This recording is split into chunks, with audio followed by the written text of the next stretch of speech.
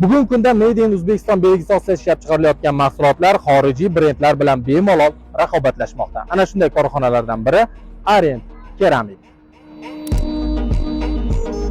Orient Keramik korxonasi keramogranit va keramik plitka ishlab chiqaruvchi mamlakatdagi yetakchi korxonalardan biri hisoblanadi. Bu yerda 30 turdan ortiq keramik plitkalar ishlab chiqariladi. Mahsulotlar O'zbekistonning barcha hududlariga dilerlar orqali savdo yo'lga qo'yilgan. E'tiborlisi, Yevropaning barcha davlatlariga ushbu mahsulotlarga talab juda ham yuqori. Ko'pchilikning ongida O'zbekistonda ishlab chiqarilgan qurilish materiallarining sifati past, dizayni esa eskicha uslubda degan fikr shakllangan. Ustalar ham mahalliy mahsulotlarning standarti talabga javob bermaydi deb hisoblashadi. Ammo bu qarashlar so'nggi yillarda tubdan o'zgarmoqda. Ko'rib turganingizdek, ortiqcha izoh sarf emas.